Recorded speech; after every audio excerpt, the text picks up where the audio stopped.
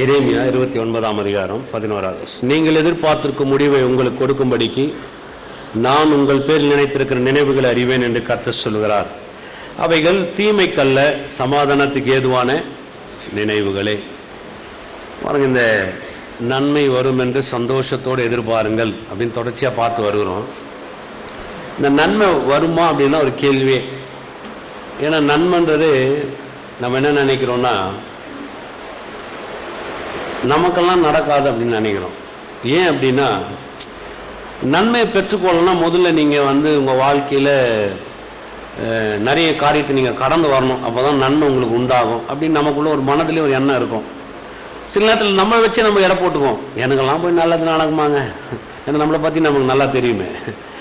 நமக்கெல்லாம் போய் நடக்குமா, நமக்கெல்லாம் போய் வாய்க்குமா, நமக்கெல்லாம் போய் பெரிய காரியம் நடக்குமா. உதாரணத்துக்கு சொல்கிறேன் பாருங்களேன், இன்றைக்கி நீங்கள் ஒரு வாடகை வீட்டில் இருக்கிறீங்கன்னா, ஒரு சொந்த வீடு நீங்கள் வாங்கணும்னு நினச்சி கூட பார்க்க மாட்டீங்க. ஏன்னா உங்களுக்குள்ளே தெரியும், வர சம்பளமே பத்தலை, நம்ம போய் எப்படி ஒரு சொந்த வீடு நமக்கு கிடைக்குமா, வாய்க்குமா. ஏன் அப்படின்னா அது அப்படிதான். நன்மைன்றது எனக்கு நடக்குமான்றத ஒரு பெரிய கேள்வியேங்க. நான் என்ன சொல்றேன், நன்மைன்றது உங்களுக்கு நிச்சயமா நடக்கும். எத்தனை பேர் விசுவாசிக்கிறீங்க சொல்லுங்க? நன்மைன்றது எனக்கு நிச்சயமா நடக்கும். பக்கத்தில் பார்த்து சொல்லுங்க, நன்மைன்றது உங்களுக்கு நிச்சயமா நடக்கும். ஏமே அப்ப நன்மை வரும்னு எதிர்பார்க்க கூடாது. எதிர்பார்க்கலாமே, நல்லா எதிர்பார்க்கலாம். நன்மை வரும்ன்றத சந்தோஷமா என்ன பண்ணலாம், எதிர்பார்க்கலாம். சில நேரத்தில் இந்த நன்மை வரும்னு எதிர்பார்க்கறத விட தீமை வரும் நிறைய எதிர்பார்ப்போம். வேலை போயிருமா, இருக்கிற பிரச்சனைகளை இன்னும் அதிகரிச்சிருமா, ஏதாவது நடந்துருமா, இப்படிதான் நம்ம எதிர்பார்ப்போம். பாருங்க, நன்மை நடக்கும்னு எதிர்பார்க்க மாட்டோம். நம்ம வாழ்க்கையில கர்த்தர் ஏராளமான நன்மைகளை செய்ய வேண்டும் என்று தேவன் விரும்புகிறார். எத்தனை பேர் விசுவாசிக்கிறீங்க சொல்லுங்க? ஏராளமான நன்மைகள், அது தேவனுடைய விருப்பம். பாருங்க, தேவன் அதுக்காகவே மனுஷனை சிருஷ்டித்தார். ஒரு மனுஷனை ஒரு சிருஷ்டிக்கும் பொழுது அவன் ஏதோ ஒரு பஞ்சத்துல, ஒரு கஷ்டத்துல, ஒரு வேதனையில, கண்ணீர்ல, அவமானத்துல, ஐயோ பாவத்துல இப்படியெல்லாம் வாழணும்னு தேவன் விரும்பவே இல்லை. தேவன் என்ன விரும்பினார்னா, கர்த்தர் நமக்கு நன்மை செய்யணும்னு விரும்புகிறார். இந்த நன்மைக்கு எதிராக இருக்கிறதா பிசாசுடைய வேலைன்னு நான் சொன்னேன். எப்படியெல்லாம் அவன் தீமையை கொண்டு வரான்னு சொன்னேன். இந்த பூமியில பாருங்க, நமக்கு நிறைய சோதனைகள் உண்டு. சோதனைகள் வராதுன்னு யாராவது சொன்னா அது பொய். அது மாதிரி நம்பவே நம்பாதீங்க. சோதனை நிச்சயமா உண்டு. ஏன்னா நீங்களும் நானும் மீட்கப்பட்டிருக்கிறோம், இன்னும் உலகம் மீட்கப்படலை.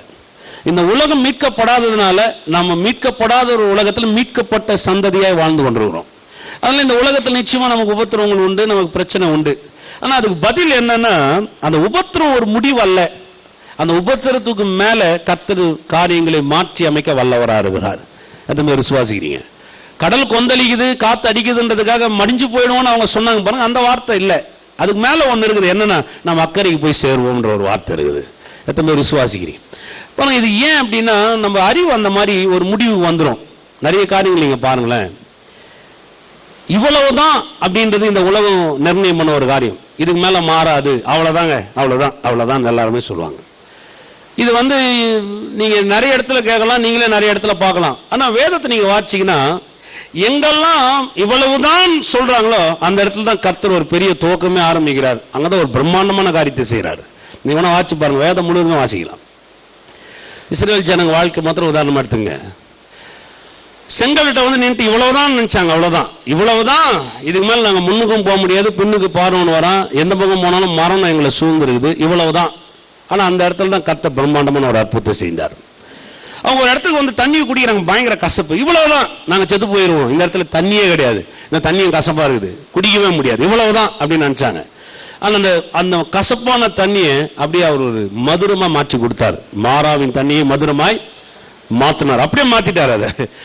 அதை அவங்களுக்கு அந்த மாமிசத்தை கேட்கும் போது, ஒரு மாசம் நான் கறி தருவேன்னாரு. அவங்க சொன்னாங்க, இது வாய்ப்பே கிடையாது, ஏன்னா இவ்வளவுதான், இதுக்கு மேல நாங்க கறியை பார்க்க முடியாது, கண்ணில் யோசிக்கணும் முடியாது, எங்க போய் இந்த வனாந்தரத்துல கறி வாங்குறது, இவ்வளவு பேருக்கு எப்படி சாப்பிட முடியும்? மோசவே கேட்கறான், இவ்வளவு பேருக்கு நம்மகிட்ட இருக்கிற ஆடு மாடு அடிச்சாலும் பத்தாதே, கடல்ல இருக்கிற மீனை பிடிச்சாலும் பத்தாதே, எப்படி இவ்வளவு பேருக்கு நீர் கொடுக்க போகிறீர்? அப்பதான் கர்த்தர் சொல்றாரு, என் கை குறுகி போகவில்லை என்றாரு.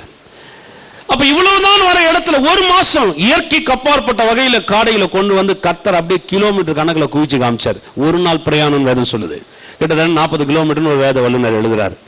அப்ப இவ்வளவுதான் எங்கெல்லாம் ஒரு காரியம் வருதோ அங்கெல்லாம் கர்த்தர் இவ்வளவுதான் நீ சொல்லலாம், நான் சொல்லல இவ்வளவுதான்.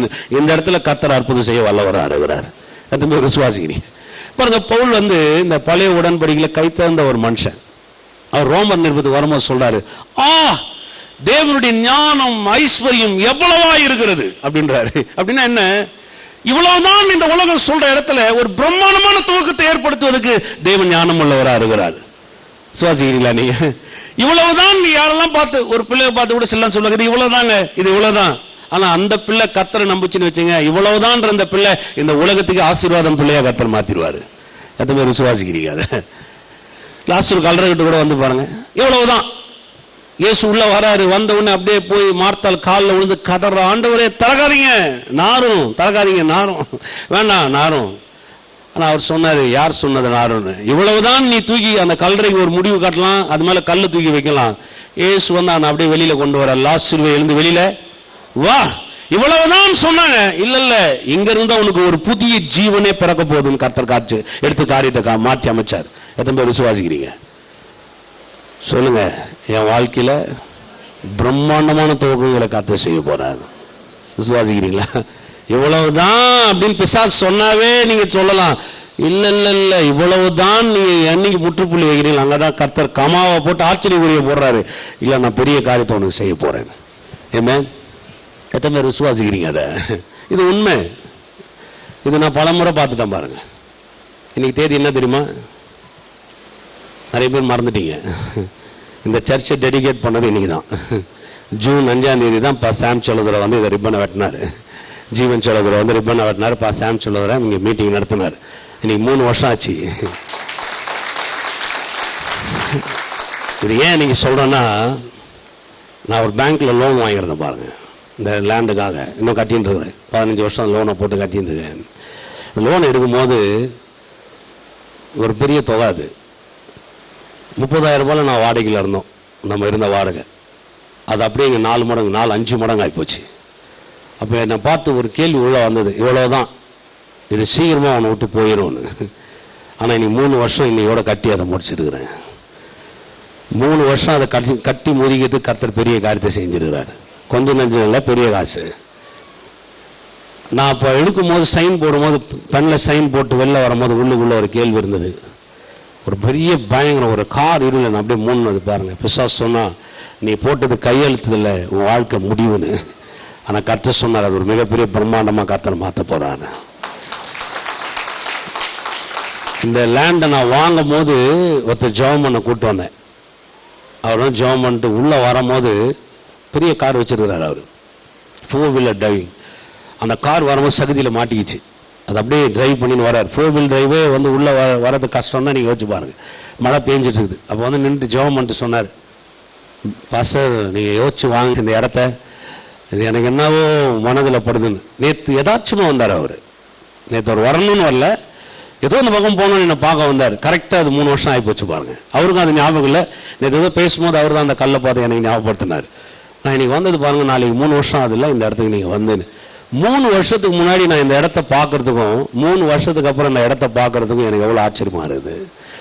3 வருஷத்துக்கு முன்னாடி உள்ள என் கார் உள்ள வரத்துக்கு அவ்வளோ தடுமாற்றமா இருந்தது. இன்னைக்கு ஏரியாவே பிரைட்டா மாறி போச்சு. இவ்வளவுதான் எங்க ஒரு முற்றுப்புள்ளி வைக்கிறோமோ, கர்த்தர் அங்கதான் ஒரு பெரிய ஆச்சரியக்குறியா மாற்றுகிறார். எத்தனை பேர் விசுவாசிக்கிறீங்க பாருங்க.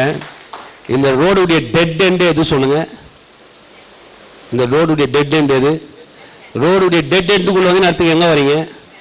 உங்க வாழ்க்கையில நீங்க டெட் எண்டுக்கு வரவங்களா இதுக்குள்ள வந்தா வாழ்க்கை பெருசா மாறிடும். நான் யோசிக்கிறேன், ஏன் டெட் எண்ட்ல கொண்டு வந்து சர்ச்சை வச்சார்? ஆண்டவர் சொன்னார், யாரெல்லாம் வாழ்க்கையில டெட் எண்டுக்கு வராங்களோ இதுக்குள்ள வந்தாங்கன்னா அவங்க வாழ்க்கை மாறிடும், அவ்வளவுதான். அது ஒரு பிரம்மாண்டமான துவக்கமா நான் மாத்த போறேன். அதான் கர்த்தருடைய திட்டமே. எத்தனை பேர் விசுவாசிக்கிறீங்க? டெட் எண்டுக்கு வந்துட்டீங்களா? இல்ல இல்ல, உள்ள வந்துட்டீங்க. இப்ப இங்க இருந்து ஆச்சரியமா மாற போகுது வாழ்க்கை. விசுவாசிக்கிறீங்களா? நான் சொல்றேன் பாருங்க, கர்த்தரை மாதிரி நன்மை செய்கிற தேவன் நீங்க தேடினா கூட கிடைக்க முடியாது. அவர் நம்மளை தேடி வந்து நமக்காக நன்மை செய்தார். எத்தனை பேர் விசுவாசிக்கிறீங்க? ஹல்லேலூயா. அப்ப நன்மை வருமா? வரும். இதுல நிறைய காரியத்தை எடுத்து காமிச்சேன். இதுல இன்னொரு விஷயத்தை எடுக்கணும்னு விரும்புறேன்.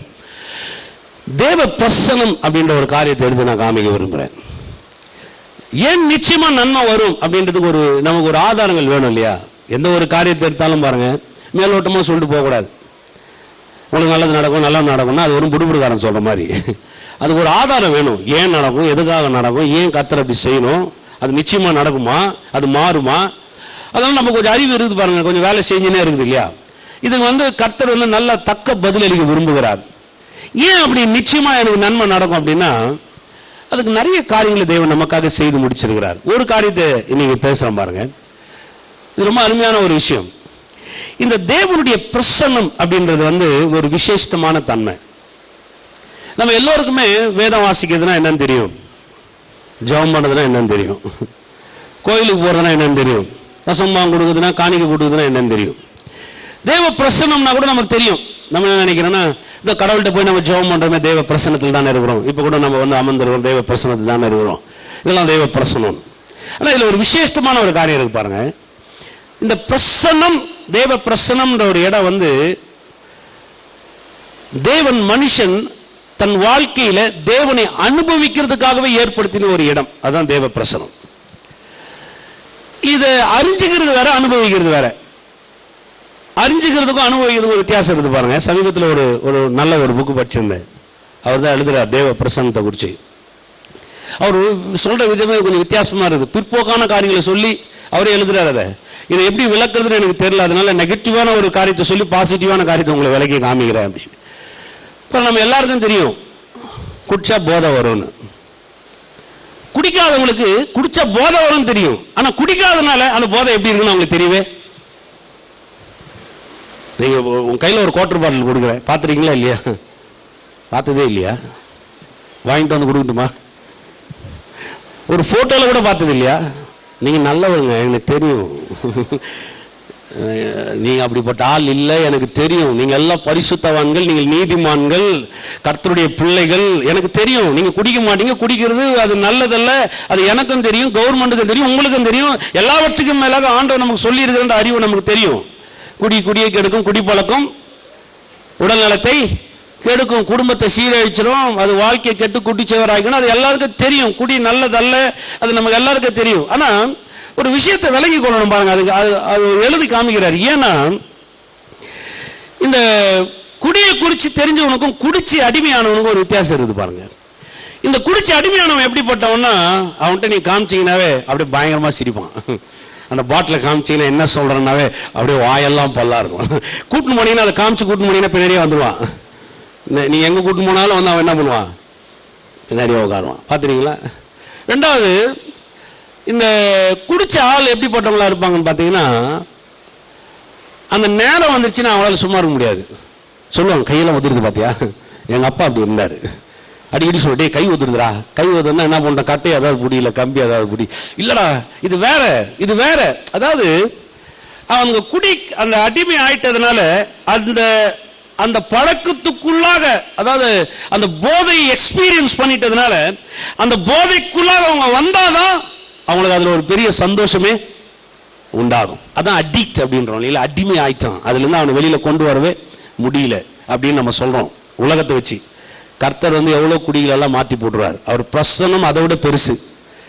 ஒரு குடி ஒரு மனுஷனை எப்படி மயக்க வைக்குதோ அதெல்லாம் ஒண்ணுமே கிடையாது. தேவ பிரசனம் கோடிக்கணக்கான மடங்கு ஒரு மனிதனை தனக்குள்ளாக ஆளுகை செய்ய வல்லம் உள்ளதா இருக்குது. எத்தனை பேர் விசுவாசிக்கிறீங்க? அதான் உண்மை. இப்போ அனுபவிக்கிறதுனா என்னன்னா, இந்த பிரசனத்தை அனுபவிக்கிறதுனா என்னன்னா, தேவன் எனக்காக எப்படி அதை ஏற்படுத்தி வைத்திருக்கிறாரோ அதை அப்படியே ருசி பார்க்கிறது, அதை ஒரு பரிபூர்ணத்தை கொண்டு வருது. தேவனுக்குள்ள என்னெல்லாம் இருக்கு, ஒரு சந்தோஷம், தேவன் வைத்திருக்கிற அந்த மகிழ்ச்சி, தேவன் வைத்திருக்கிற நிறைவு, பரிபூர்ணம், இதெல்லாம் நம்ம பார்க்கறதுக்கும் நம்ம அனுபவிக்கிறதுக்கும் ரொம்ப வித்தியாசம் இருக்கும். சொல்லலீங்களா? கர்த்தர் நல்லவர் என்பதை எண்ணி பாருங்கள் சொல்லல, கர்த்தர் நல்லவர் என்பதை ருசித்து பாருங்கள். அப்போ கர்த்தர் நல்லவர் எப்படி ருசித்து பார்க்க முடியும் சொல்லுங்க நீங்களே? இப்ப நல்லவர்ன்றதை நான் ருசிக்கணும்னு சொன்னா அவருக்குள்ளதை எனக்குள்ள கொண்டு வரணும். அவருக்குள்ள என்னெல்லாம் இருக்கு, அவர் எப்படி ஒரு மன மகிழ்ச்சியா இருக்கிறார், எப்படி அவருக்குள்ள ஒரு நிறைவு, எப்படி அவருக்குள்ள ஒரு சந்தோஷம், எப்படி அவருக்குள்ள ஒரு பரிபூர்ணம், இதெல்லாம் எப்படி நான் அனுபவிக்கிறது? நான் சொல்றது வழங்குதா உங்களுக்கு? எப்படி அனுபவிக்கிறது? போட்டோவை மாட்டி வச்சு டெய்லி போய் நின்று முறைச்சு பார்த்துட்டு இருக்குதா? ஓ, உங்க தாடி எவ்வளவு பெருசா இருக்குது, உங்க கையில யார் ஆணி வச்சது, உங்க தலை யார் முள்முடி போட்டது, இப்படியா? இல்லங்க, எப்படி அனுபவிக்கிறது? கர்த்தர் அனுபவிக்கிறதுனா என்ன? பாருங்க, இந்த தேவ பிரசன்னம்ன்றது ரொம்ப விசேஷித்தமான ஒரு தன்மை. இது எந்த போதைக்கும் ஈடணையா கிடையாது. இதை நீங்க அனுபவிச்சிட்டீங்கன்னு வைங்களேன், உங்க வாழ்க்கையில இதுல இருந்து நீங்க விடுபடவே முடியாது. அது ஒரு விசுவாசிக்கிறீங்க. பால்லாம் தலையை வெட்டும் போது ஒரு நிமிஷம் தலையை எடுத்துறன்னு சொல்லவே இல்லையா? தலையை வெட்டும் போது கதறி கதறி அழலையா? பவுல் தலையை மனமுகுந்து கொடுத்தார். ஆதி அப்போஸ்தலர்கள் ரத்த சாட்சியா மரிச்சாங்கன்னு சொல்றோம் இல்லைங்களா? எப்படி மரிச்சாங்க? மரிச்சவங்க அவ்வளவு துக்கப்படலை. ஆனா நம்ம அதை குறித்து ரொம்ப துக்கப்படுவோம். ஐயோ, ஊழியக்காரங்களை எப்படி வெட்டிட்டாங்க, எப்படி அவங்கள தலையை துண்டா வெட்டினாங்க, எப்படி அவங்கள இல்ல. அது நம்ம பார்க்கும் போது எப்படி இருக்கும்னு பாத்தீங்கன்னா, நமக்கு அது ஒரு பெரிய கேள்விக்குறியா இருக்கும். ஆனா அதுல கடந்து நிற்கிற ஆட்கள் ஒரு பெரிய கிளேசம், அது ஒரு பெரிய வருத்தமா இருக்காது. ஏன்னு சொன்னா, அவங்க அந்த தேவ பிரசன்னத்தை அனுபவிச்சதுனால தான் உயிர் போகிறதையோ இல்ல ஒரு மரணத்தையோ இல்ல தங்க வாழ்க்கையில் வருகிற பிரச்சனை அவங்க பெருசா எண்ணி பார்க்கவே மாட்டாங்க, கருதவே மாட்டாங்க. ஏன்னா அவங்களுக்கு அந்த பிரசன்னம் எப்படிப்பட்டதா இருக்குதுன்னா, எல்லாவற்றுக்கும் மேன்மையானதா இருக்குது. எத்தனை பேர் விசுவாசிக்கிறீங்க? அல்லேலூயா. அவரே எழுதுறார். அவர் எழுதுறது ரொம்ப அருமையா இருக்குது. பிற்போக்கான காரியம். ஒரு குடிகாரன் எடுத்துங்களேன், செத்துட்டா கூட குடிப்பான். ஏன்டா குடிச்ச? சார், ரொம்ப நண்பன் சார், செத்து போயிட்டான். சரி. கல்யாணத்துக்கு போனா கூட குடிப்பான். என்னடா? சார், இன்னைக்கு ஃப்ரெண்டு கல்யாணம் சார். பார்த்துறீங்களா? கடன் வாங்கிட்டா கூட குடிப்பான். என்ன குடிக்கிற? சார், கடன் சொல்ல முடியல சார், போய் படுத்தா அப்படியே கண்ணு முன்னாடி பேங்க்காரனே திட்டுற மாதிரி இருக்கு சார், கிரெடிட் கார்டெல்லாம் கலர் கலரா வருது சார், அதனால என்ன பண்றது? பார்த்துறீங்களா?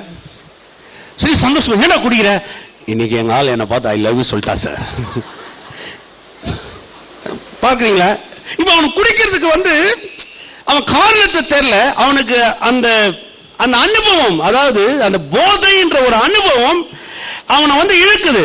அது கடனோ கஷ்டமோ, அது மரணமோ, அது சந்தோஷமோ, அது எதிரான சூழ்நிலையோ மோசமான சூழ்நிலையோ அவனை என்ன செய்தது? அவனை ஆளுகை செய்து அவனை இழுக்குது.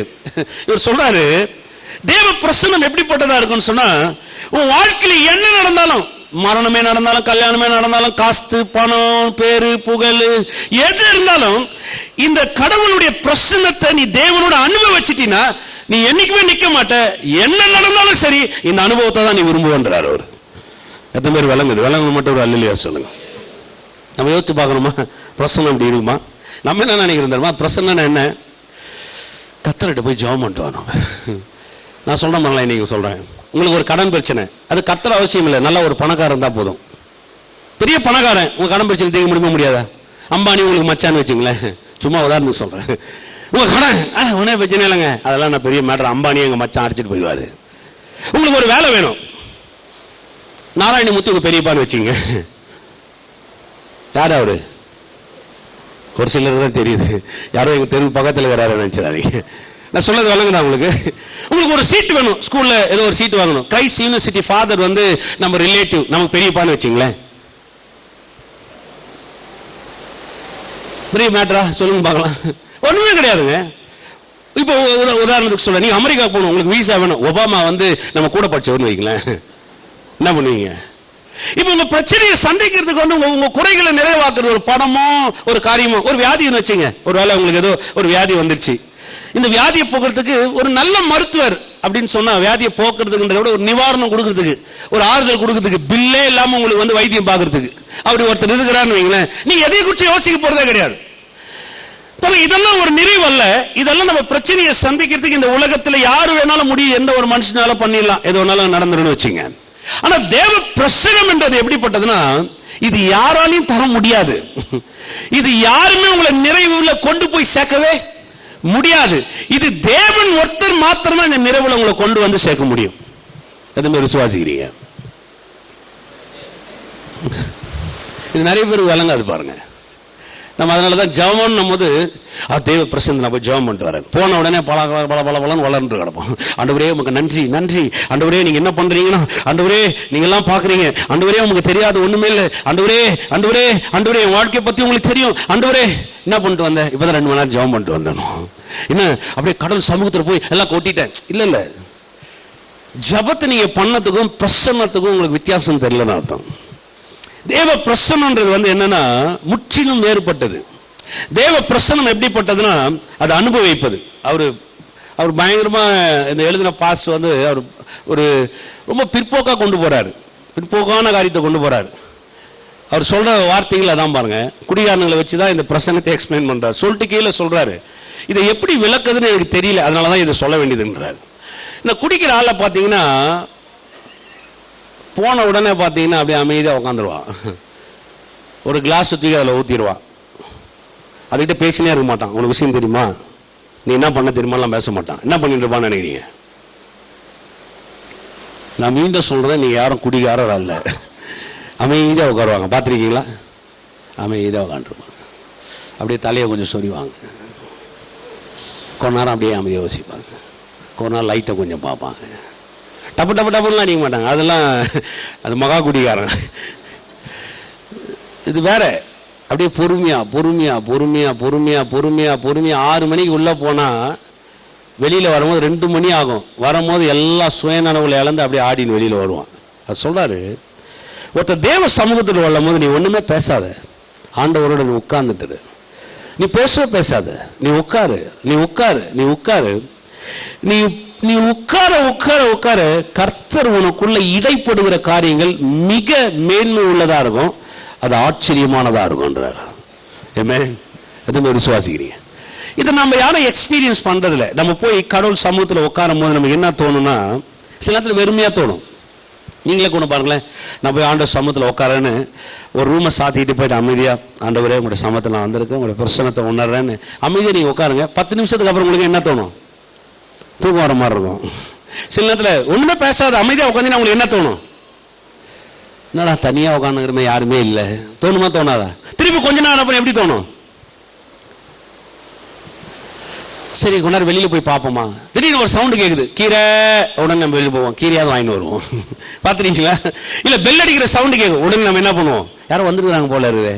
சில நேரத்தில் போய் எதாவது உட்காந்து யோசிச்சுட்டு இருப்போம். அதாவது நம்ம தேவ பிரசன்னம்னு போகும்போது நம்ம என்ன யோசிக்கணும் அப்படின்னா, ஒன்று நாங்கள் நிறைய பேசிட்டு வெளியில வந்துடணும், அல்லது நான் போய் தேவ சமூகத்தில் அமைதியாக உட்காரும் பொழுது எனக்கு என்ன தோணும், என்ன எனக்குள்ள என்ன எக்ஸ்பீரியன்ஸ் உண்டாகும்னு சொன்னோம்னா, முதலாவது எனக்கு தோன்றது, நான் தனியா இருக்கிறேன், ஒரு வெறுமையா இருக்குது, அங்க யாருமே இல்லை, நான் மட்டும் ஏதோ அமைதியாக உட்கார்ந்துட்டு இருக்கிற அப்படின்றது மாத்திரம் தான் உங்களுக்கு தோணும்.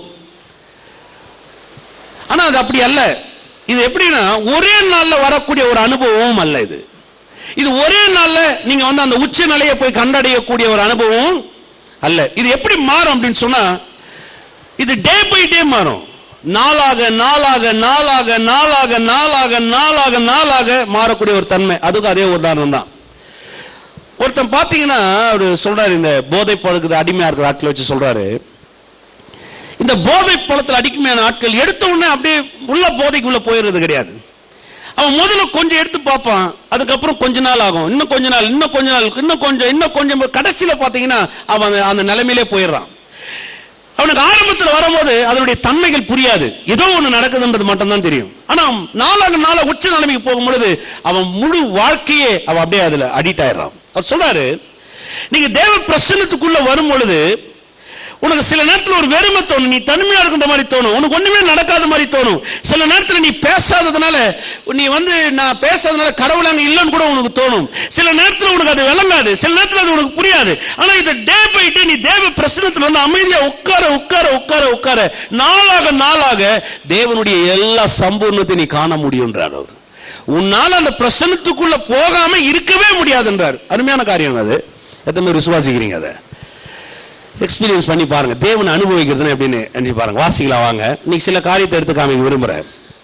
ஆதியாகமம் 3ஆம் அதிகாரம் 8வது வசனம். பகலில் குளிர்ச்சியான வேளையிலே, சொல்லுங்க குளிர்ச்சியான வேளையிலே, தோட்டத்தில் உலாவுகிற, சொல்லுங்க உலாவுகிற தேவனாகிய கர்த்தருடைய சத்தத்தை அவர்கள் கேட்டார்கள். ஆங்கிலத்தில் பாருங்க, ரொம்ப நல்லா வருது. God walking in the garden in the cool of the day. சொல்லுங்க cool of the day. கூல்னா என்னங்க? கூல்னா என்னங்க? ஃப்ரிட்ஜின்றீங்களா? அந்த கூல் இல்லை இது. கூல்னா என்ன? கூல்னாவே ரொம்ப கூலாக இருக்குது.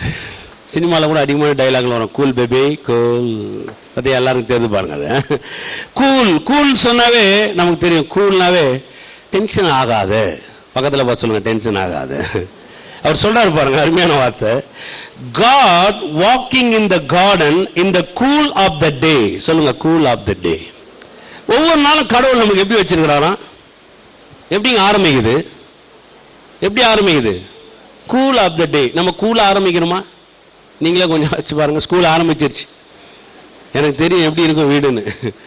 எழுதியா, பூஸ்ட் குடிச்சியா, தக்கா போனியா, எவ்வளவு நேரம் உட்காந்துருப்ப, வாயில பிரஷ்னை வச்சு மென்னுனேக்கிறான் பாரு, சீக்கிரம் வா. நீங்க வேற தள்ளி போடுங்க காலை விரப்பின்னு. கோவம் வருமா வராத? இப்போ ஸ்டார்ட் ஆயிடுச்சு, பீஸ் கட்டல. ஐயோ, அந்த ஆள் வேற கூப்பிட்டுனேக்கிறான், டியூஷன் வேற அனுப்பணும். சனியை யூனிஃபார்ம் போட்டுதா பாரு. கத்தாவே ஸ்தோத்திரம், சனியன்னு சொல்லிட்டு அங்க கத்தாவே ஸ்தோத்திரம்னு சொல்லுவோம். கூல் ஆஃப் த டே வாது. வேலைக்கு போகும்போது கூட பாருங்க எப்படி போகணும்னு நினைக்கிறீங்க? அப்படியே அடியடியாக பிடிச்சி அப்படியே சொல்லி அப்படியே சூட்டை போட்டுன்னு, இல்லை சட்டை போட்டுன்னு, பட்டனை போட்டுன்னு, அப்படியே இன்னும் கொஞ்சம் தொங்கின்னு பைக்கை பாதி ஒட்டிக்கின்னு பார்த்துறீங்களா? சொல்லுவோம் டயர்டாக. ஓ, நைட்டே 2:30 மணி தெரியுமா? உன்னை யார் 2:30 மணி வரையும் உட்காந்து? ஐயோ, கம்பெனிக்காரன் அப்படி போட்டு எங்களை பெண்ட் எடுக்கிறான். கம்பெனிக்காரன் உங்களை பெண்ட் எடுக்கிற அளவுக்கு, கூல் ஆஃப் த டேவே போகக்கூடிய அளவுக்கு உங்க வாழ்க்கையை நீங்க அந்த போதையில அர்ப்பணிச்சிருக்கிறீங்கன்னு அர்த்தம். பாத்தீங்களா? அதான் சமீபத்தில் ஒரு சிஸ்டர்ஸ் கிட்ட பேசியிருந்தேன் பாருங்க. வீட்டுக்கு வந்தா கூட அந்த லேப்டாப்பை தூக்கி வச்சுக்கிறாரு பாஸ். ஆஃபீஸில் தான் லேப்டாப் வச்சுக்கிறான்னா வீட்டுக்கு வந்தா கூட லேப்டாப்பை, லேப்னா என்னங்க? லேப்னா என்ன மாடி? டாப்னா இன்னைக்கு பேரை வேற மாதிரி வச்சுட்டான் பாருங்க. லேப்டாப்ன்றது பொண்டாட்டிக்கு வைக்க வேண்டிய பேரு. லேப்பை தூக்கி நம்ம லேப் மேல அவளை டாப்பா வச்சுக்கணும். இன்னைக்கு கொண்டு போய் கம்ப்யூட்டருக்கு பேர் வச்சுட்டான் லேப்டாப்னு. அதனால எப்ப பார்த்தாலும் எல்லா லேப் மேலேயும் ஒருத்தர் உட்காந்துருக்காரு. யார் அவரு? அதுக்கு எப்படி லேப்டாப்னு பேர் வந்துச்சு? நீங்களே கொஞ்சம் யோசிச்சு பாருங்க. யோசிச்சு பார்த்தான், எல்லா லேப்லயும் தூக்கி இதை உட்கார வச்சிடணும், அவ்வளவுதான். வீட்டுக்கு வந்தாலும் லேப்டாப் தான், வெளியில போனாலும் லேப்டாப் தான். வீட்டுக்கு வந்தாலும் பாருங்க வைஃபை தான். வைஃபை விட்டாச்சு இப்போ, அவ்வளவுதான். ஆன் பண்ணணும், வைஃபையே வேலை செய்யல, வைஃப் வேலை செய்யறாளா? அதெல்லாம் மனதில் வரதுல. ஏன்னா அரே அவங்களுக்கு டேவே ஒரு பயங்கர டென்ஷன். பாத்துறீங்களா? வேலைக்கு போனா பிரச்சனை, வெளியில வந்தா பிரச்சனை, வீட்டுக்கு வந்தா பிரச்சனை, ஜபம் பண்ணும் போது கூட பிரச்சனையிலே ஒரு ஜபம். ஆண்டவரே உமக்கு ஸ்தோத்திரம், ஸ்தோத்திரம். உங்களுக்கு தெரியும் ஆண்டவர், உங்களுக்கு தெரியும், எல்லாம் எனக்கு தெரியும். எனக்கு தெரியாது ஒண்ணுமே இல்லை. உன் தலையில எவ்வளவு மயிர் இருக்குன்னு எனக்கு தெரியும். கர்த்தர் சொல்றாரு, நான் சொல்லல. சொல்லியிருக்காரு இல்லையா? உன் தலையில இருக்கிற மயிரெல்லாம் என்ன போட்டு. மயிருன்ற வார்த்தை கெட்ட வார்த்தை கிடையாது, தப்பா எடுத்துக்காதீங்க. பைபிள்ல எழுதிருக்கு. பாச கெட்ட வார்த்தை எல்லாம் பேசுறாருங்க. இல்ல, அவர் சொல்ற எனக்கு எல்லாம் தெரியும், எனக்கு எல்லாம் தெரியும், எனக்கு எல்லாம் தெரியும். நீ தான், உனக்கு தான் ஒன்றும் தெரிய மாட்டேங்கிறாங்க. பிரச்சனைன்றது என்னன்னா, கர்த்தர் பாருங்க எப்படி ஆரம்பிச்சிருக்கிறார். மனுஷன் எவ்வளவு அருமையான ஒரு வார்த்தை பாருங்க. அந்த குளிர்ச்சியான வேலையில அவனோடு கூட உலாவினார். சொல்லுங்க, உலாவினார். ஆங்கிலத்தில் வாக்கிங் அப்படின்னு வருது பாருங்க. இந்த உலாவினார்ன்ற வார்த்தை நல்லா எக்ஸ்பிளைன் பண்ணலாம். உலாவினார்னா, உலாவுறதுன்ற வார்த்தையே ரொம்ப ஒரு ரெஸ்ட் அல்லது இலைப்பாறுதல் அர்த்தம். உலாவுறதுன்ற வார்த்தையை நீங்க எடுத்தாவே எப்போ உலாவும் தெரியுமா?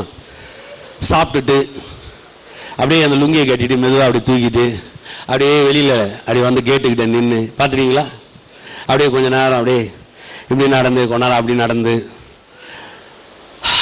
அப்படியே ஒரு பெருமிச்சு விட்டு, அப்புறம் அப்படியே பசங்களை பார்த்து, இதெல்லாம் நீங்க செஞ்சே இருக்க மாட்டீங்கன்னு எனக்கு தெரியுது. அப்படியே ஆச்சரியமா பாக்குறீங்க. அப்படியே பாஸ். சின்ன பையனா இருக்கும்போது பாத்தீங்கன்னா வீட்டிலலாம் அந்த ஹால்லேயே பெரிய ஊஞ்சல் கட்டியிருப்பாங்க.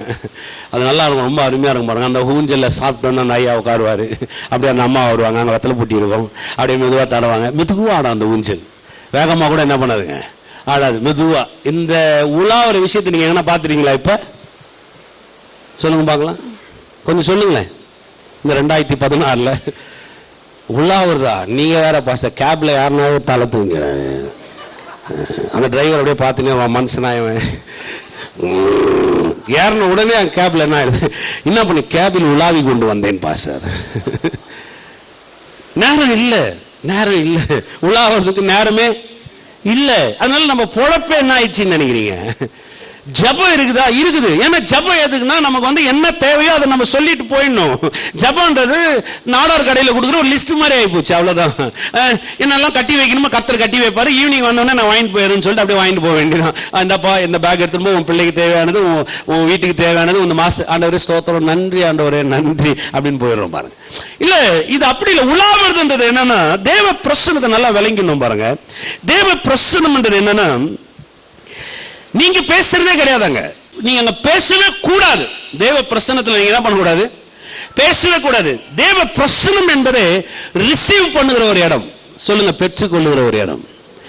தேவன் எதையெல்லாம் சிருஷ்டித்து வைத்திருக்கிறாரோ அந்த சிருஷ்டிப்பினுடைய நிறைவை மனிதன் பெற்றுக்கொள்வது. அந்த பெற்றுக்கொள்வதற்கு இடம் பேர் தான் என்னது? தேவனுடைய பிரசன்னம் அல்லது உலாவுகிற ஒரு இடம். சொல்லுங்க, குளிர்ச்சியான வேலை. கூல் ஆஃப் த டே, அந்த வார்த்தை அருமையா இருக்கு பாருங்க.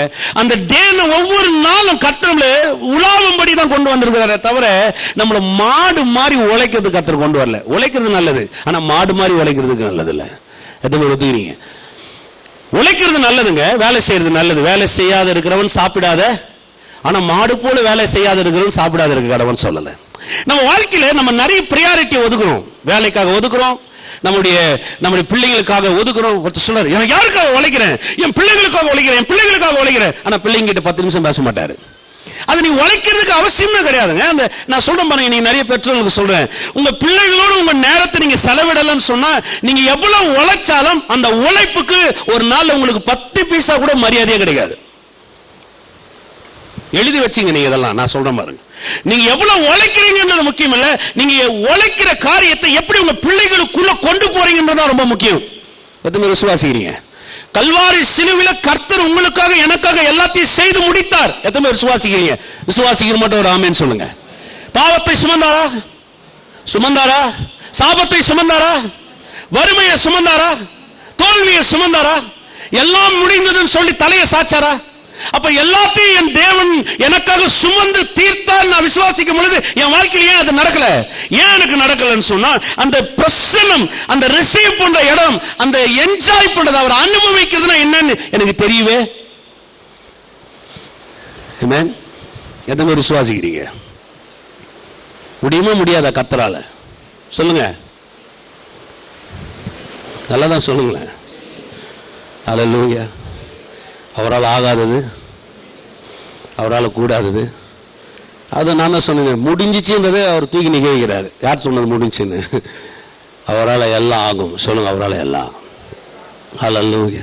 சில நான் சொன்னது உங்களுக்கு உனக்கு ஒரு கஷ்டமா இருக்கலாம், பாஸ்டர்னு அப்படி பேசுறாரு. இல்லை, அதான் உண்மை. நீங்க எவ்வளவு உழைக்கிறீங்கன்றதை விட எவ்வளவு நேரம் உங்க பிள்ளைகளோட உங்க மனைவியோட உங்க நேரத்தை செலவிடுங்கன்றது ரொம்ப முக்கியம். அது மாதிரி விசுவாசிக்கிறீங்க, ரொம்ப முக்கியம். எழுதி வச்சுங்க, அதை நான் சொல்ல பாருங்க. உங்களுடைய நேரங்கள் உங்கள் குடும்பத்தில் எவ்வளவு நேரம் இருக்கிறதோ, சொற்ப வருமானம் இருந்தா கூட அந்த இடத்துல ஒரு மாபெரும் நிறைவான வெற்றி உங்களால காண முடியும்.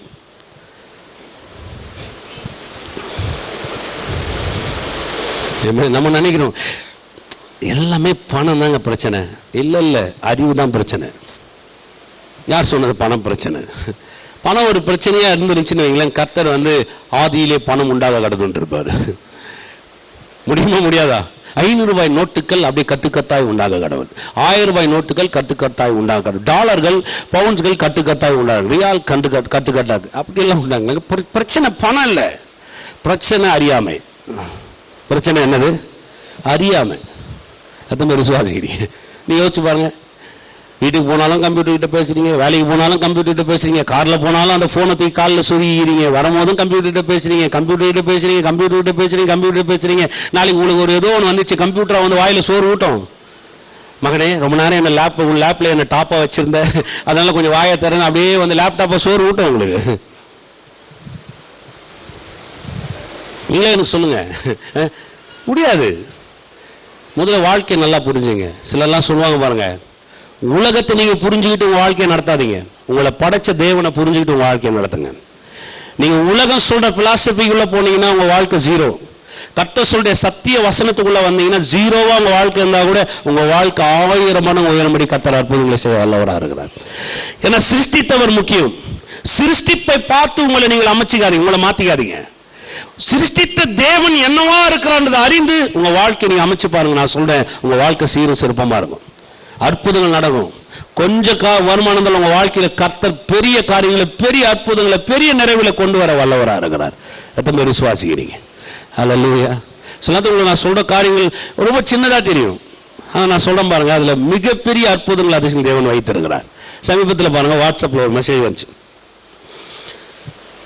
ஒரு கேரளாவில், அது நான் கூட போட்டேன் வாட்ஸ்அப்பில், என் குரூப் யாராவது இருந்தீங்கன்னா தெரியும், அந்த ஏஎஃப்டியில் இருந்தேன்னா சிலருக்குலாம் தெரியும். 110 வயசு வரையும் ஒரு அம்மா வாழ்ந்துச்சான். அந்த அம்மா 110 வயசு வாழ்ந்து இறந்துருக்கு. ஹாஸ்பிட்டலுக்கே போனது கிடையாது, மருந்து மாத்திரையே சாப்பிட்டது கிடையாது. அந்த அம்மா ஒரு பெரிய குறிப்பு ஒன்று எழுதியிருக்கு. இவ்வளோ பெரிய லிஸ்ட். அந்த லிஸ்ட் என்ன தெரியுமா எழுதுறது? நீங்கள் காலை எழுந்தவுடன் உங்கள் வாக்கிங்கை சரியாக செய்வோம். நீங்கள் 20 நிமிஷம் நடந்த பின்பு வெந்நீரில் உங்கள் காலை நனைத்து அதன் பின்பதாக நீங்கள் சரியான இளைப்பாறுதலுக்குள்ளாக சென்று 3 வேளை தவறாமல் உண்டு, காலை ஒரு வேளை பால் சாப்பிட்டால் மாலை ஒரு வேளை நீங்கள் வெந்நீர் குடிக்கவும். இப்படியெல்லாம் லிஸ்ட் எழுதி வச்சிருந்துச்சுன்னு நினைக்கிறீங்களா? கிடையாது. என்ன தெரியுமா சொல்லிருச்சு? எத்தனை பேர் தெரியும்? அப்படியே ஆச்சரியமா பாக்குறீங்க. உடனே பெருநாள் எழுதிட்டீங்களா? நான் குறிப்பேன். பாஸ்டர் சொல்றாரு, இல்ல 110 வருஷம் நான் ஹாஸ்பிட்டலுக்கு போகாம வாழ்ந்தேன். நான் ஹாஸ்பிட்டலுக்கே போல, மருத்துவமனைக்கே போல வாழ்ந்ததுக்கு ஒரே ஒரு காரணம் என்னன்னா, நான் காலையும் மாலையும் வேதாகமத்தை தவறாமல் வாசித்தேன். எனது நான் உங்களுக்கு நீ சொல்லணும், காலையும் மாலையும் நீங்கள் வேதம் வாசிக்கும் பொழுது உங்களுக்கு நோய் வெடி நிறையாமல் நீங்கள் சீரா வாழ்வீங்கன்னா உடனே சொல்லி, இந்த ஆளுக்கு அறிவே கிடையாது, இந்த ஆள் எப்ப பைபிள் பைபிள் காலையும் மாலையும் பைபிள் படிச்சா நல்லா வாழ்ந்துட முடியுமா? ஆனா அதுவே டிவி ஆன் பண்ணி ஒரு பொம்பளை அப்படியே பெல்ட் போட்டு கிடு நின்று இந்த பெல்ட்டை நீங்கள் கட்டி கொண்டால் உடனே உங்க உடல் மெலிந்துரும் சொன்னோடனே மிஸ்கல் எவ்வளவு அந்த பெல்ட்? நான் சொல்றது விளங்குதா உங்களுக்கு? பைபிள் படிச்சா என்ன அறிவே இல்லைங்க அந்த ஆளு. அதனால அவர் முடி கூட கொட்டி போய் கிடது. சும்மா சொல்ற அறிவே கிடையாது. ஒத்துக்குமா? ஒத்துக்காது. ஆனா அதே ஒரு டப்பாவை காமிச்சு, இந்த மாத்திரையை நீங்கள் சாப்பிடுறதுக்கு முன்பதாக 2 சாப்பிட்ட பின்பதாக 2 சாப்பிட்டீங்கன்னா கொழுப்பே வராது. அது என்னக்குதுன்னே தெரியாது. அதை வாங்கி சாப்பிட்டு சொல்லுவார், நான் ட்ரை பண்ண பிரதர், சூப்பரா இருந்துச்சு. உடனே பக்கத்து வீட்டில் இருக்கிற அவரு போய் உடனே ஆர்டர் பண்ணுவார். அவர் சாப்பிட்டு சொன்னார் சூப்பரா இருந்துச்சான். அவருக்கு எப்படி சூப்பரா இருந்துச்சுன்னு உங்களுக்கு தெரியும்? அவர் மனதில் அது அவர் யோசிக்கிறார், இதை சாப்பிட்டா நல்லா இருக்கும். உண்மைதானே? நமக்கு நேரமே இல்லை. நம்ம பயங்கரமா பிஸியா இருக்கு. மெட்ரோபாலியன் சிட்டியில் இருக்கிறோம் பாஸ்டர். நம்ம பாருங்க, அப்படியே ஒவ்வொரு நேரமும் நம்ம வாழ்க்கையில வீணே ஆகக்கூடாது. அவன் தான் நான் உங்களுக்கு சொல்றவன் தான் வாழ்க்கை ஃபுல்லா வீணடிச்சிருப்பான், தெரியுமா உங்களுக்கு? வேணா நீங்க போய் செக் பண்ணி பாருங்க. சமீபத்தில் ஒரு கிராமத்துக்கு போன பாருங்க, என் நண்பனுடைய வீடு அது. அவங்க அப்பாவுக்கு 82 வயசு இருக்கும், 82 83 வயசு இருக்கும். ஒரு 7 ஏக்கர் நிலம் வச்சிருக்கிறாரு. போன பம்ப் செட் இருந்துச்சு. இவர் போய் அங்கே அந்த பயிர் வச்சிருக்கிறாரு, அதை எடுத்து மம்முட்டி எடுத்து கொத்திட்டு இருந்தாரு. என்ன வயசு சொல்லுங்க, நீங்களே சொல்ல. வயசு 82 வயசு. முடிச்ச உடனே வாப்பா வீட்டுக்கு போகலாம், வாப்பா சமைச்சு வீட்டில் சாப்பாடு ரெடியாக இருக்கும். சரி வாங்க அங்கிள் போகலாம். உடனே அவர் வாங்கப்பா போகலான்னு சைக்கிள் ஒன்று எடுத்தார். சைக்கிளில் கிரீஸே கிடையாது, அந்த வீலில் ஆயிலே கிடையாது. கட்டாமுண்டாந்து அதை மெரிச்சின்னு போயிருக்கிறாரு. நான் இவனை கூப்பிட்டு, ஏன்டா அறிவு எதுனா இருக்கா? அவருக்கு ஒரு டிவிஎஸ் வாங்கி கொடுக்கூடாதா? அவன் உடனே என்ன திட்டினா, உனக்கு அறிவு இருக்குதா? அந்த டிவிஎஸ் ஓட்ட மாட்டான்னு அடமுடிச்சுட்டு இருக்கிறாரு. 82 வயசுங்க. காலைல 5 மணிக்கு எழுந்துக்கிறாரு. சுகர் கிடையாது, பிபி கிடையாது, ஒன்றும் கிடையாது அவருக்கு. நம்ம சொன்னா என்ன சொல்லுவோம்? நாங்கள் சிட்டியில பிரதர் பாருங்க, ஒன்னு பர்கரை தின்னு பண்ணு மாதிரி ஆகி கிடப்போம். KFC அவருக்கு தெரியவே தெரியாது வரையும் நல்லது. அதனால தான் 82 வயசு வரையும் இருக்கிறார் அவரு. உண்மையா இல்லையா சொல்லுங்க பார்க்கலாம். நீங்க பீஸா அவருக்கு தெரியவே தெரியாது, அவருக்கு ஒன்றும் தெரியாது. அவருக்கு பழிஞ்சோறு தான் தெரியும், கஞ்சி தான் தெரியும், வெங்காயம் தான் தெரியும், நிலம் தான் தெரியும். அவருக்கு மிஞ்சி போனா அவர் சொல்றாரு, எனக்கு ரொம்ப ஒன்று பிடிக்கும் தம்பி, பானிபூரி பிடிக்கும்ன்றாரு. அவ்வளோ ஒண்ணுமே இல்லை. அவர் வாழ்க்கை ரொம்ப சிம்பிளா எளிமை இயற்கையோட ஒத்து இருக்கிறார். நான் இன்னைக்கு சொல்றேன் பாருங்க, இன்னைக்கு இந்த பூமி கெட்டு போயிருக்குதுன்னு சொன்னா அதுக்கு பிசாசு காரணம் இல்லைங்க. இந்த பூமி இப்படி கெட்டு போயிருக்குன்னு சொன்னா அது மனுஷன் தான் காரணம். தெரியுமா உங்களுக்கு? இன்னைக்கு பூமி சூடா இருக்குன்னா மனுஷன் தான் காரணம். இன்னைக்கு இந்த உலகத்துல வறுமை இருக்குன்னா மனுஷன் தான் காரணம். மழை வரலன்னு சொன்னா மனுஷன் தான் காரணம். இன்னைக்கு வறுமை நம்ம பூமியில இருக்குன்னு சொன்னா மனுஷன் தான் காரணம். இன்னைக்கு அல்பாயுஸ் இந்த பூமியில இருக்குன்னு சொன்னா மனுஷன் தான் காரணம். இது கர்த்தர் காரணம் அல்ல. மனுஷன் தன்னுடைய சுய லாபத்துக்காக அறிவில்லாமையினால தேவன் வைத்திருக்கிற கோட்பாடுகளை சுக்குநூறாக்கி தேவன் வைத்திருக்கிற காரியத்தை புரிந்து கொள்ளாதபடினால இந்த உலகத்தை நாசமாக்கி போட்டாதான் உண்மை. எது மாதிரி ஒத்துக்கிறீங்க? ஒத்துக்கு மட்டும் ஒரு ஆள் சொல்லுங்க. பாதி பேர் தான் சொன்னீங்க, பாதி பேர் கோவம் வந்துருக்குன்னு நினைக்கிறேன். நான் ஒண்ணுமே பண்ணதே கிடையாது, நீங்களும் ஒரு காரணமா இருக்கிறீங்க, அந்த மாதிரி ஒத்துக்கிறீங்க. உண்மை அதான். ஏன்னா இந்த பூமி அப்படி கெட்டு போச்சு பாருங்க. அப்ப நம்ம வாழ்க்கைய தேவன் எப்படி கொண்டு வர்றாருன்னா நல்லா விளங்கி கொள்ளணும். தேவ பிரசன்னம் என்ற ஒரு இடத்துல தான் நம்ம வாழ்க்கையை துவங்க வைக்கிறார் அவர்.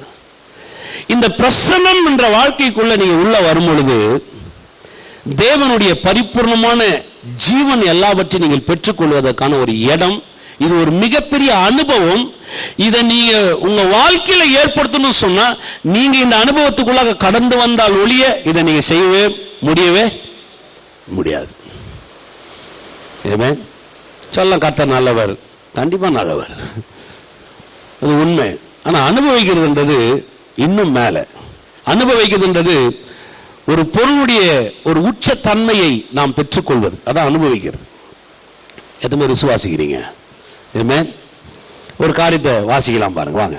கர்த்தரே சொல்ற அந்த வார்த்தை எடுக்கிற 6ஆம் அதிகாரம், ஆதியாகமம் 6ஆம் அதிகாரம் 3வது வசனம். அப்பொழுது கர்த்தர், என் ஆவி என்றைக்கும் மனுஷனோட போராடுவது இல்லை, அவன் மாமிசம் தானே, அவன் இருக்க போகிற நாட்கள் 120 வருஷம் என்றார். அது சொல்ல பாருங்க கர்த்தர், என் ஆவி என்றைக்கும் மனுஷனோட போராடுவதில்லை. பாருங்க, கடவுளை மனுஷனு போராடுறதுக்காக உண்டாக்கல.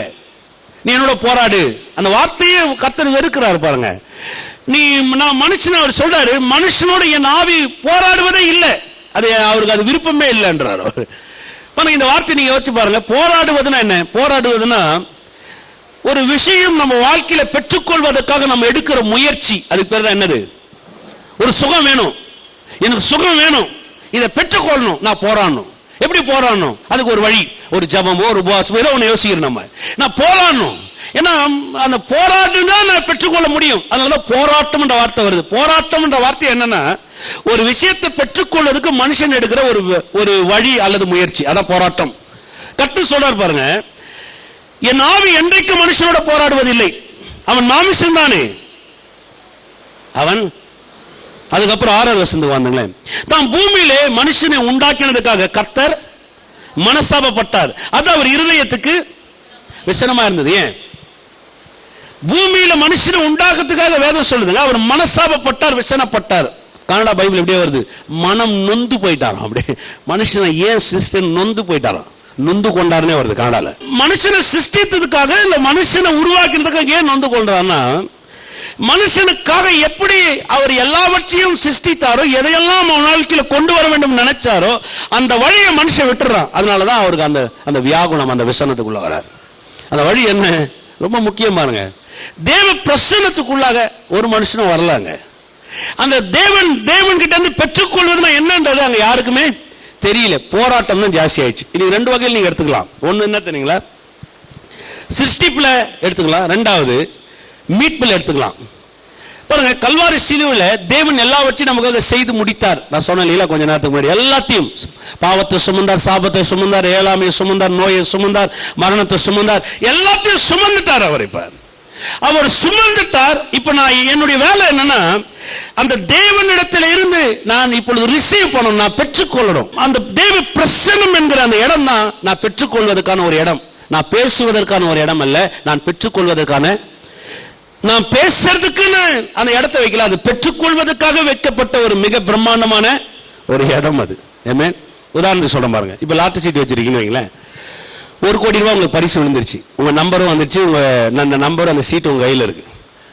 இப்போ 1 கோடி ரூபாய் லாட்டரி சீட்ல உங்களுக்கு பரிசு விழுந்துருச்சு, நம்பர் வந்துருச்சு. இப்போ நீங்க அதை போய் என்ன பண்ணி ஆகணும்? இப்ப பேங்க் போனீங்கன்னா என்ன பண்ணுவீங்க சொல்லுங்க? என்னங்க பண்ணுவீங்க? அந்த சீட்டை கொடுத்து உங்களுடைய பரிசு நீங்க என்ன பண்ண போறீங்க?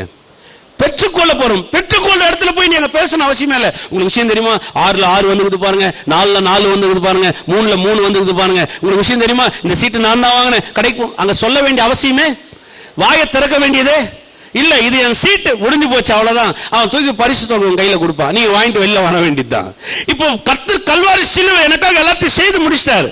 அந்த பிரசன்னம் இடம் என்னன்னா, தேவனுக்குள்ள இருக்கிற பரிமாற்றங்களை நான் ரிசீவ் பண்ணுகிற ஒரு இடம். A.W. டோசர் ஒருத்தர் இருக்கிறார். A.W. டோசர் நிறைய புத்தகங்கள் ஜெபத்தை குறித்து எழுதின ஒரு பிரம்மாண்டமான தேவதாசன், நிறைய புத்தகத்தை எழுதியிருக்கிறார். நாலேஜ் ஆஃப் ஹோலின்னு ஒரு புக் எழுதியிருக்கிறார். சின்னதாக இருக்கும், 76 பேஜ் தான் இருக்கும், ரொம்ப நல்லா இருக்கும், அருமையான புத்தகம். ப்ரேயரை குறித்து நிறைய எழுதியிருக்கிறார். அதில் ஒரு விஷயம் படித்த ரொம்ப நல்லா இருந்துச்சு பாருங்க. அவர் நண்பர் அவரை பார்க்க வந்திருக்கிறார். உள்ளே வரும்போது அவர் இல்லை, அவர் நண்பர் சொல்லியிருக்கிறார், இல்லை அவர் அந்த வீட்டில் இருக்கிற சொல்லியிருக்கிறாரு, உட்காருங்க, அவர் ஜெபம் பண்ண போயிருக்கிறாரு. இவர் நினைச்சாரு ஜெபம் பண்ண தானே போயிருக்கிறாரு, ஜெபம் பண்ணிட்டு வந்துட போறாரு, உட்காருன்னு உட்காந்தாரு. 5 மணி நேரம் ஆகிப்போச்சு, அவர் வெளியில் வரவே இல்லை. இவருக்கு ஜெபம் பண்ணுறோம் தானே சொன்னார், வரவே இல்லையேன்னு சொல்லிட்டு நேராக போயிட்டு கதவை திறந்து பார்த்தா அவர் உட்காந்துருந்தாராம். உடனே என்ன விஷயம், ஏன் வந்தேன்னு கேட்டார். உடனே சொன்னாராம், இல்லை உங்களை பார்க்க நான் வந்தேன், உங்கள் வீட்டில் இருக்கிறவர் சொன்னார் நீங்கள் ஜெபம் பண்ணிட்டு இருக்கிறீங்கன்னு. சரி ஜெபம் பண்ணிடுவீங்க வந்துடுவீங்க, நான் வெயிட் பண்ணேன், 5 மணி நேரம் ஆச்சு, நீங்கள் வெளியில் வரவே இல்லை, அதனால தான் நானே வந்துட்டேன், இன்னும் ஜெபம் பண்ணி இல்லைன்னா. அவர் சொன்னாராம், இப்போ தான் ஆரம்பிக்கலான்னு உட்காந்துருக்கிறேன் நான். எவ்வளோ நேரம்? 5 மணி நேரத்துக்கு அப்புறம் தான் இப்போ அவர் வாயே என்ன பண்ண போறாருங்க. அவர் சொன்னார், அப்போ இவ்வளோ நேரம் என்ன பண்ணினீங்க? சொன்னார், இவ்வளோ நேரம் அவரோட சமூகத்தில் அவர் பிரசங்கத்தில் அமர்ந்திருந்தேன் நான். அவர் பேசுறதெல்லாம் கேட்டுட்டு இவ்வளோ நேரம் அப்போ தான் உட்காந்துருக்கிறேன், அதுக்குள்ளே நீ வந்துட்டேன். அவன் சொன்னான், நான் ஜபமே 30 செகண்ட் தான் பண்ணியிருக்கிறேன் நேரம். எவ்வளோ? அவர் வாழ்க்கை முழுது என்னங்க, நம்ம கூட அது ஒரு ஜபம் நல்லா இருக்கும். பரமண்டலத்தில் இருக்கிற எங்கள் அதாவே உடைய நாம பரிசுத்தப்படுவதாக, உடைய ராஜ்யம் வருவதாக, பரமண்டலத்தில் சுத்தம் செய்வது போல இந்த பூமியில் அப்படியே மனப்பாடம் பண்ணிட்டு அப்படியே சொல்லிட்டு ஆண்டவருக்கு ஸ்தோத்திரம், எனக்கு ஆத்திரம், நான் போயிட்டு வரேன்னு போயிட்டே இருப்போம். நேரம் இல்லை, நம்ம ரொம்ப பிஸி, நம்ம பாஸ் ரொம்ப மோசமானவன், கர்த்தர் ரொம்ப அன்பானவர், நம்ம ரொம்ப டென்ஷனாக இருக்கிறோம், நம்ம வாழ்க்கையை ரொம்ப நடத்தி காமிக்கணும், எல்லாம் நமக்கு இந்த உலகத்தில் பாருங்கள் எவ்வளோ கஷ்டம், ஆனாலும் பரவாயில்ல கர்த்தர் கூட இருக்கிறார். இதெல்லாம் ஃபிலாசபி. நான் சொல்ல பாருங்க, கர்த்தரை அனுபவிக்க கற்றுக்கொள்ளுங்க. எதுவுமே விசுவாசிக்கிறீங்க. ஏமே 5 மணி நேரம் நீ யோசிச்சு பாருங்க. அப்போ தேவ சமூகத்துக்குள்ளே வரும்பொழுது நம்ம பேசுகிற ஒரு இடம் இல்லை, நாம் அனுபவிக்க வேண்டிய ஒரு இடம், தேவனுடைய பரிபூர்ணங்கள் நமக்குள்ளாக வரக்கூடிய ஒரு இடம். இது உலகத்திலேயே மிக உயர்ந்த உன்னதமான மேன்மையான மகத்துவமான வல்லமையான ஒரு இடம். அதான் தேவனுடைய பிரசன்னம். ஆமென். எதுவுமே விசுவாசிக்கிறீங்க, எதுவுமே அந்த எக்ஸ்பீரியன்ஸ்குள்ளே போகலான்னு நினைக்கிறீங்க, அது உங்கள் விருப்பம், அதுக்கு அளவே கிடையாது. அந்த அளவை நிர்ணயிக்க வேண்டியது யாரு? நீங்கள். அந்த அளவுக்குள்ளே அந்த எக்ஸ்பீரியன்ஸ் எவ்வளோ தூரம் போகலான்னு நினைக்க வேண்டியது அது நீங்கள், அது உங்களை சார்ந்தது. அந்த எக்ஸ்பீரியன்ஸை எவ்வளோ கொண்டு போகணும்னு நினைக்கிறீங்களோ அவ்வளோ கொண்டு போகிறதுக்கு அந்த காரியத்தை கொண்டு வர ஆள் நீங்கள். பிரசனத்தினுடைய இன்னும் மேன்மைகளை காமிக்கிறேன். பிரசனம் எப்படி ஒரு நம்ம வாழ்க்கைக்குள்ளாக ஒரு நிறைவை, நான் சொன்னேன் இல்லைங்களா, அந்த உதாரணம், அது பிற்போக்கா இருந்தாலும் ஒரு நல்ல உதாரணம்.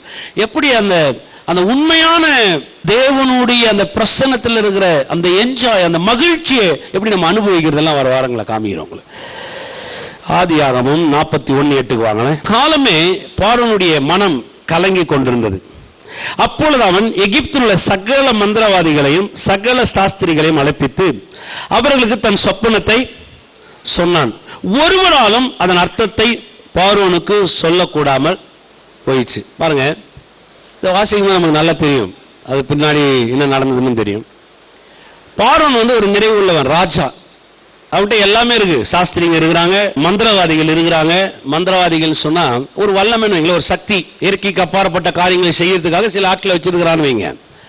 ஏதாவது பண்ணணும் இயற்கை அப்பாற்பட்ட வகையில்னு சொல்லிட்டு அப்படி செய்யற ஆட்கள்லாம் யாராவது அவங்க முன்னாடி பண்ணி காமிச்சா உடனே அவங்கள அரண்மனையை வச்சுக்குவான். ஓ பரவாயில்ல, நீ கூட வேறு எதுக்காக எனக்கு யூஸ் ஆனால் நான் அவனை பயன்படுத்திக்கிறேன் அப்படின்னு, உன்கிட்ட ஒரு சக்தி இருக்குது அப்படின்னு அவனை கூட வச்சிருப்பாங்க.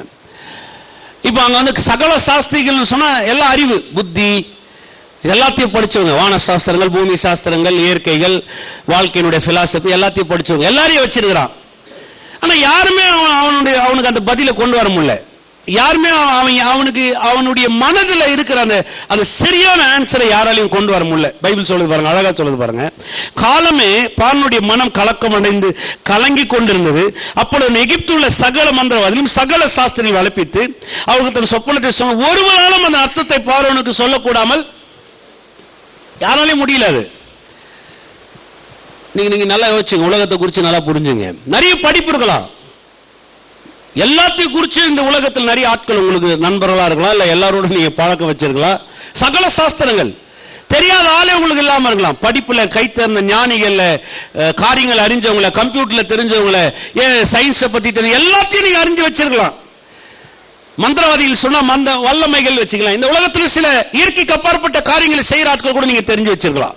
ஏன்னா இதெல்லாம் ஒரு நிறைவு கிடையாது. ஆஸ்தி இருக்கலாம், பணம் இருக்கலாம், பேர் இருக்கலாம், புகழ் இருக்கலாம். அவர் ராஜா, அந்த முழு எகிப்துல இருக்கிற எல்லா சம்பத்துக்கும் அவன் சொந்தக்காரன். அவனுக்கு இல்லாத ஒண்ணுமே கிடையாது. மனக்கலக்கம் ஒண்ணு இருக்கு பாருங்க, அந்த நிறைவு அதை யாராலையும் தர முடியாது. ஒரே ஒருத்தரால தான் தர முடியும். யோசேப்பால மாத்திரம் தான் தர முடியும். யோசேப்பு ஜெயில இருந்து கொண்டு வராங்க, அப்படியே கொண்டு வரல. யோசேப்புக்கு போயிட்டு அவங்க ஷேவ் பண்ணி, யோசேப்பு அலங்கரிச்சு, யோசேப்புக்கு நல்ல வாசிய திறமையெல்லாம் போட்டு, யோசேப்பு நல்லா அவனுக்கு நல்ல உடையெல்லாம் உடுத்தி, ராஜா முன்னே அவனை கொண்டு வந்து நிக்கணும். நீங்க போய் வாட்சி பாருங்க. அதுக்கப்புறம் அவன் வந்து அங்க நின்ன உடனே எல்லார் கண்களும் அங்க நோக்கி பாக்குது. எல்லா சாஸ்திரிகளும் அவனை நோக்கி பாக்குறாங்க. எல்லா மந்திரவாதிகளும் நோக்கி பாக்குறாங்க. மந்திரவாதி சொல்ல எல்லா வல்லமைகளும் இப்ப அங்க நோக்கி பாக்குறாங்க. எல்லா ஞானம், அறிவு, புத்தி, பணக்காரன், ராஜா எல்லாரும் இப்ப நோக்கி பாக்குறாங்க. பதில் ஒரே ஒருத்தர்கிட்ட தான் இருக்குது, யோசேப்பு கிட்ட மாத்திரம் தான் இருக்கு. அந்த மாதிரி விசுவாசிக்கிறீங்க. நீங்க என்னைக்கு தேவ பிரசன்னத்துல வரீங்களோ, அந்த தேவன் என்னைக்கு வாயை திறக்கிறாரோ, அங்க மாத்திரம் தான் உங்க வாழ்க்கையினுடைய மறு ரூபத்தை நீங்க காணவே முடியும். நீங்க எவ்வளவு பெரிய ஆளாவனா இருக்கலாம், நீங்க எவ்வளவு வேணா உயர்ந்திருக்கலாம், எவ்வளவு வேணா படிச்சிருக்கலாம், எவ்வளவு ஆட்களோட தெரிஞ்சு வச்சிருக்கலாம். ஆனா தேவ பிரசன்னத்திலிருந்து வருகிற அந்த வார்த்தை தான் உங்க வாழ்க்கையின் பஞ்சத்தை போக்கும். அது மாதிரி விசுவாசிக்கிறீங்க. அல்லேலூயா. பக்கத்துல பா சொல்லுங்க, தேவ பிரசன்னம் மிக முக்கியம். அல்லேலூயா. விசுவாசிக்கிறீங்களா? வாசிக்கலாம். 41:37 வந்துருங்களேன். இந்த வார்த்தை பார்வனுடைய பார்வைக்கும் அவன் ஊழியக்காரர் எல்லோருடைய பார்வைக்கும் நன்றாய் கண்டது. இப்ப அவங்க எல்லாம் அமைதியா நிக்கிறாங்க. நின்ன உடனே யோசேப்பு வாயை திறந்து வார்த்தைகளை சொல்லி முடிச்ச உடனே எல்லாரும் அப்படியே ஆச்சரியமா பாக்குறாங்க. இந்த வார்த்தை பார்வனுடைய பார்வைக்கும் அந்த ஊழியக்காரர் எல்லோருடைய பார்வைக்கும் நன்றாய் கண்டது. அந்த இடத்துல பாருங்க, அவங்க பேசினது எதுவுமே நடப்படல. அவங்க சொன்ன காரியங்கள், அவங்க அறிவு, அவங்க படிப்பு, அவங்க புத்தி, அவங்க வல்லமைகள், அவங்க கிட்ட இருக்கிற பேரு, புகழ், நாடு, பதவி எல்லாமே ஜீரோ. யோசேப்பு வாயை திறந்தது மாத்திரம்தான் அந்த நாட்டினுடைய வாழ்க்கையே வளமா மாறிச்சு. எதுவுமே விசுவாசிக்கிறீங்க? விளங்குதா உங்களுக்கு? தெய்வ பிரசன்னம்னா சாதாரணமா என்னதீங்க. பிரசன்னத்துக்குள்ள வரும்போது நீங்க பேசுறது இல்லை, தேவன் சொல்ற அந்த ஒரு வார்த்தை தான் உங்க வாழ்க்கையை ஒரு பெரிய மாற்றத்தை கொண்டு வரப்போகுது. வாசிக்கலாம் 38. அப்பொழுது பார்வோன் தன் ஊழியக்காரரை நோக்கி, தேவ ஆவியை பெற்ற இந்த மனுஷனை போல வேறு ஒருவன் உண்டோ என்றான். பின்பு பார்வோன் யோசேப்பை நோக்கி, தேவன் இவை எல்லாவற்றையும் உனக்கு வெளிப்படுத்தி இருக்கிறபடியால், சொல்லுங்க எல்லாவற்றையும். பக்கத்துல பார்த்து சொல்லுங்க எல்லாவற்றையும். எல்லாவற்றையும்னா எதுவுமே அவருக்கு தெரியாது இல்ல, எல்லாவற்றையும் சொல்லுங்க. எல்லாவற்றையும் உங்களுக்கு வெளிப்படுத்தி இருக்கிறபடியால் உண்மை போல விவேகமும் ஞானம் உள்ள வேறு ஒருவன் இல்லை. அல்லேலூயா. எத்தனை விசுவாசிக்கிறீங்க? தேவ பிரசன்னத்துல வரும்போது தேவன் எல்லாவற்றையும் நம்ம வெளிப்படுத்தக்கூடியவரா இருக்கிறார். விசுவாசிக்கிறீங்களா? இந்த மாதிரி விசுவாசிக்கிறீங்க? சும்மா லேசில் கருதாதீங்க. அதனால நான் சொல்லுவேன் பாருங்க, நேரத்தை ஒதுக்குங்க. காலையில் உங்க நேரங்கள் தேவனோடு கூட அமர நேரங்களா இருக்கட்டும். போய் பேசுற நேரம் அப்படியே கொட்டி குவிக்காதீங்க. தேவ பிரசன்னத்தில் போய் உட்காருங்க. வேதம் சொல்லுது, சங்கீதக்காரர் சொல்றான், நானே தேவன் என்று நிறைய பேசி நீ அறிந்து கொள்ளும். நானே தேவன் என்று எப்படி அறிந்து கொள்ளணும்? சொல்லுங்க, எப்படி அறிந்து கொள்ளணுங்க? நானே தேவன் என்று அமர்ந்திருந்து சொல்லுங்க. அமர்ந்திருந்து. பக்கத்தில் போக சொல்லுங்க, அமர்ந்திருந்து. நானே தேவன் என்று அமர்ந்திருந்து. நீ எவ்வளவு நீ என்னுடைய சமூகத்தில் உட்காரியோ, நீயும் நானே எந்த அளவுக்கு நம்ம பழகணும், என்னுடைய நிறைவுகளை உனக்குள்ள கொண்டு வர்றதுக்கு, நீ என்னை அனுபவிக்கிறதுக்கு, இந்த ஒரு இடத்தை தவிர வேற ஒரு இடமே கிடையாது. அந்த இடத்துல பேச்சு இல்லைங்க, அந்த இடத்துல பரிமாற்றங்கள் இருக்கும். அந்த இடத்துல வந்து வார்த்தைகள் இருக்காது. அந்த இடத்துல ஒரு இயற்கைக்கு அப்பாற்பட்ட வகையில், அறிவுக்கு அப்பாற்பட்ட வகையில், நம்முடைய சூழ்நிலைக்கு அப்பாற்பட்ட வகையில் ஒரு சந்தோஷம், ஒரு நிறைவு. அது ஒரு அதான் நான் சொன்னேன் இல்லைங்களா, குடிக்கிறவனுக்கு தான் அந்த போதையை பத்தி தெரியும் சொல்லுவோம் இல்லைங்களா. அவன் குடிக்கிறான், அவனுக்கு மட்டும்தான் அது தெரியும். இது வந்து நீங்க தேவ சமூகத்துக்குள்ள வரும் பொழுது இது எல்லாவற்றுக்கும் மேலானது. இதை செய்யாம ஒரு நாள் உங்களால இருக்கவே முடியாது. எந்த மாதிரி விசுவாசிக்கிறீங்க? கஷ்டமோ துக்கமோ கல்யாணமோ மரணமோ அது என்ன மாதிரியா இருந்தாலும் அது ஒரு மிகப்பெரிய மகிழ்ச்சியா நமக்கு மாறும். அதுதான் தேவனுடைய பிரசன்னமா இருக்கும். எந்த மாதிரி விசுவாசிக்கிறீங்க? அல்லேலூயா. நம்ம நிறைய அப்படி யோசிக்கிறதில்ல, அப்படி எல்லாம் இருக்குமா? செஞ்சுதான் பாருங்களேன். செய்குறிப்பு அப்படின்னே சொல்றாங்களே, சமையலில் உடனே கரண்டி எடுத்துக்கொள்ளவும், அடுப்பு மேலே வைக்கவும், அடுப்பு மேலே வைத்தவுடனே அது கொதிக்கும், கொதித்தவுடன் கரண்டியை உள்ளே போடவும், நீங்கள் வந்து கரண்டி எடுக்கணும், அடுப்பு மேலே வைக்கணும். அதான் செய்முறை. நான் உங்களுக்கு சொல்றது வந்து இப்போ செய்முறையே சொல்லிட்டேன். செஞ்சு பார்க்குறது யாருடைய வேலை? நானே வந்து உங்களை ஒவ்வொருத்தர் எடுத்து அடுப்பு மேலே உட்கார வைக்க முடியுமா? சொல்லுங்க. ஒரு ஆள் செய்முறையை சொல்றாரு, அந்த செய்முறையை செஞ்சு பார்க்கறது நம்முடைய வேலை. செஞ்சு பாருங்க, ட்ரை பண்ணுங்க. நீங்க போ கடவுள் சமத்துல உட்காருங்க, யோசிக்காதீங்க, தனிமையா இருக்குன்னு நினைக்காதீங்க, வெறுமையா இருக்க அமைதியா இருங்க, உங்க மனது ஓடுது அமைதியா இருங்க, அங்க யாருமே இல்லாத மட்டும் அமைதியா இருங்க. அது வந்து உங்களுக்கு பழக்கம் இல்லாத மாதிரி இருக்குது, அமைதியா இருங்க. ஒரு நாள் முடிஞ்சு அடுத்த நாள் வாங்க, அடுத்த நாள் வாங்க, அடுத்த நாள் வாங்க. நான் சொல்றேன் பாருங்க, உங்க வாழ்க்கையில் அந்த முழு நிறைவை நீங்கள் பெற்றுக்கொள்வீங்க. அந்த முழு நிறைவு உங்களுக்கு உண்டாகும் பொழுது உங்கள் நேரங்கள் போறதும் காலம் போறதும் உங்களுக்கு தெரியவே தெரியாதுங்க. ஏமே எந்த மாதிரி விசுவாசிக்கிறீங்க? அதான் ரொம்ப முக்கியம். இது வந்து மாற்றத்துக்கு ஏதுவான மாற்றம் அல்ல, இதுதான் தேவன் விரும்புகிற ஒரு மிக பிரதமான காரியம். ஆதியாகமம் 45:27. அவர்கள் யோசேப்பு தங்களுடனே சொன்ன வார்த்தைகள் யாவையும் அவனுக்கு சொன்ன போதும், தன்னை ஏற்றிக்கொண்டு போகும்படிக்கு யோசேப்பு அனுப்பின வண்டிகளை அவன் கண்டபோதும், அவருடைய தகப்பனாகிய யாக்கோப்பின் ஆவி உயிர்ப்பித்தது. சொல்லுங்க, உயிர்த்தது. ஆவி என்னாச்சா? அப்ப யாக்கோபு செத்து போயிருந்தானா? சொல்லுங்க, யாக்கோபு செத்து போயிருந்தானா? இல்ல. இப்ப அவங்களாம் வந்து சொன்ன உடனே அதை கேட்கிறான், அந்த வண்டியை அவன் பார்க்கறான், பார்த்த உடனே ஆவியில ஒரு உயிர்த்தது. சொல்லுங்க, உயிர்த்தது. அதாவது உள்ளுக்குள்ள அவனுக்கு ஒரு சந்தோஷம் வந்துச்சு. அந்த சந்தோஷம் ஒரு பெரிய ஒரு மகிழ்ச்சியா இருந்து பாருங்க. இப்ப அதெல்லாம் அவன் பார்க்கறான், பார்த்த உடனே அந்த வண்டியில ஏறான். அந்த வண்டி யார் அவனுக்கு அமிச்சது? அந்த வண்டி யார் அமிச்சதுங்க? யோசேப். இப்ப ஏறி அந்த வண்டியில அவன் உட்கார்றான். இப்ப அந்த வண்டி எங்க போகுது? நேரா சொல்லுங்க, எங்க போகுதுங்க? யோசேப் இருக்கிற இடத்துக்கு போகுது. யோசேப் இருக்கிற இடத்துல யாக்கோப்பு வந்து நிக்கிறான். யாக்கோப்பா வரல, யோசேப்பு அனுப்பிச்ச வண்டியில இப்ப யாக்கோப்பு ஏறி உட்கார்ந்ததுனால இப்ப அந்த வண்டி நேரம் எங்க கொண்டு வந்து சேர்க்குது? யோசேப்பு கிட்ட சேர்க்குது. இப்ப யோசேப்புடையதெல்லாம் இப்ப யார்கிட்ட வருது? அப்ப யோசேப்புடைய செழிப்பு, யோசேப்புடைய வெற்றி, யோசேப்புடைய தலைமைத்துவம், யோசேப்புடைய நிறைவு இப்ப எல்லாம் யார்கிட்ட வருதுங்க? இப்ப நீ யோசிச்சு பாருங்க, இந்த தேவ பிரசனம் என்ற வண்டியில நீங்க ஏறி அமைதியா உட்காருங்க, யோசேப்புடைய எல்லா நிறைவு கிட்டையும் இந்த வண்டி உங்களை கொண்டு போய் நேரா சேர்த்துறோம். அவ்வளவுதான். எத்தனை விசுவாசிக்கிறீங்க? உங்க சுகம் எங்க இருக்கு? உங்க வெற்றி எங்க இருக்கு? உங்க செழிப்பு எங்க இருக்கு? உங்க நன்மை எங்க இருக்கு? நீங்க குதிரை வண்டி வச்சு ஓட்டிட்டு இருக்காதீங்க, நாங்க ஓடுறோம் இல்ல, நீங்க ஓடாதீங்க. நீங்க ஏறி அந்த தேவ பிரசனம் என்ற வண்டியில உட்காருங்க. அந்த வண்டியில் பண்ண யோசேப்பினுடைய நிறைவுக்கு நேரம் உங்களை கொண்டு போய் சேர்த்துரும். நீங்க பிரசனத்துக்குள்ள வரும் பொழுது நிறைவை நீங்க கண்டடைவீர்கள். விசுவாசிகள் மட்டும் ஒரு அல்லேலூயா சொல்லுங்க. எத்தனை பேர் வழங்குது? நம்ம என்ன பண்றோம்? வண்டியை நம்மளே பூட்டுவோம், குதிரையை எடுத்து கட்டுவோம், சாட்டையை கையில் தூக்குவோம், ஓடு ராஜா ஓடு ராஜா ஓடு ராஜான்னு அதை டெய்லி நம்ம என்ன பண்ணிட்டு இருப்போம்? ஓட்டின்னு இருப்போம். கர்த்தர் சொல்ற, நீ ஓட்டாத, நீ ஓட்டாத, உனக்காக நான் எல்லாத்தையும் பண்ணி வச்சிருக்கேன். ஆமென். யோசேப்பு வண்டி அமிச்சாச்சு. இப்போ யாக்கோப் ஏறி என்ன பண்றாருங்க? நம்ம இதே உட்கார்றாரு. வண்டி முழுவதும் பேசினே வராரா? யோசேப்ப நான் பாப்பனா, ஏன்பா வண்டி ஓட்டுறவரே கொஞ்சம் சொல்லுவியா? எதை பேசின்னு வராரா? புலமின்னு வராரா? இல்லங்க, அவர் ஏன் அமைதியா உட்கார்றாரு. அவர் அமைதியா உட்கார்றாரு, அவர் அமைதியா உட்கார்றாரு. வண்டி நேரா யோசேப்புடைய நிறைவு கிட்ட போகுது. யோசேப்பு எதெல்லாம் வச்சிருக்கிறார் அங்க போகுது. அங்க பேச்சே கிடையாது, அங்க நேரா போகுது. யோசேப்பை பார்த்த உடனே வேதம் சொல்லுதுங்க, அவங்க இருவரும் கட்டி தழுவினார்கள். என்ன பண்ணாங்களா? அந்த இடத்துல பேச்சு இருந்துச்சா? ஓ என் மகனே, இவ்வளோ நீ கஷ்டப்பட்ட, அதெல்லாம் எனக்கு கதை கதையா சொல்லு, நான் சப்பாங்கல் போட்டு உட்காந்துக்கிறேன். ஆமாம்பா, உங்களுக்கு விஷயம் தெரியுமா? அந்த போத்தி பார்க்கிறான், பொல்லாதாலியா, அவன் இவ்வளோ வேலை வாங்கினான்னு தெரியுமா? மூத்த பிள்ளைகிறான் சிம்சோன், அவன் தான் என்ன இங்கே குத்தனான், அவங்கிறான் பாரு காது மேலே அடிச்சான். எதாவது சொல்லியிருந்தானா? அங்க ஏதாவது பிரச்சனைகள் பத்தி பேசினாங்களா? ஒண்ணுமே கிடையாதுங்க. அவங்க இருவரும் அப்படியே கட்டி தழுவினார்கள். இப்ப அவங்க வந்து எந்த பேச்சும் இல்லை, எந்த வார்த்தையும் கிடையாது.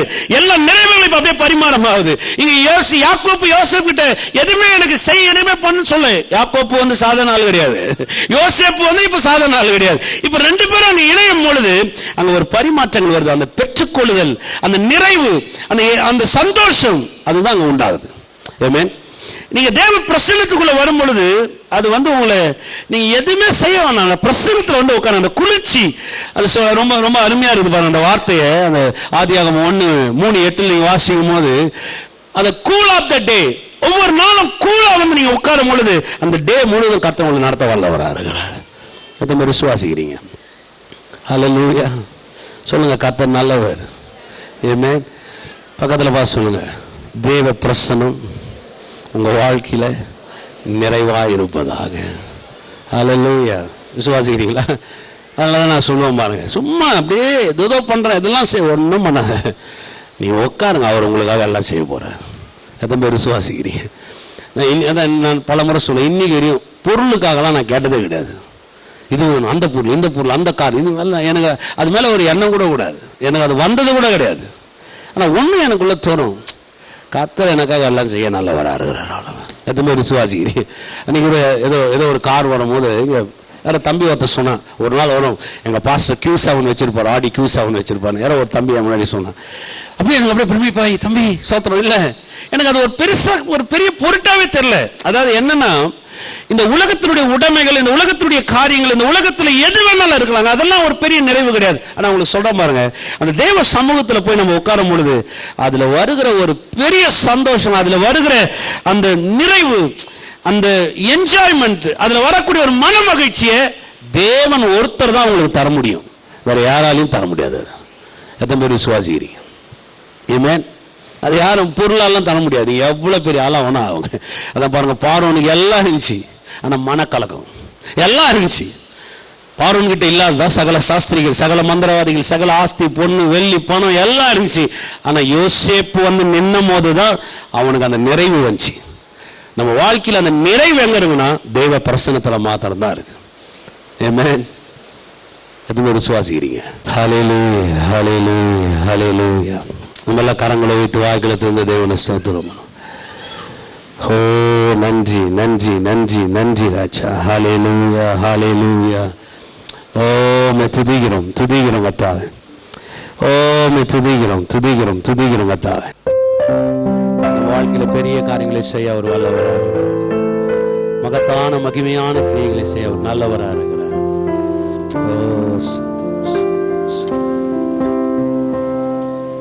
தேவ பிரசன்னமே இலங்கியே வந்திடுவே,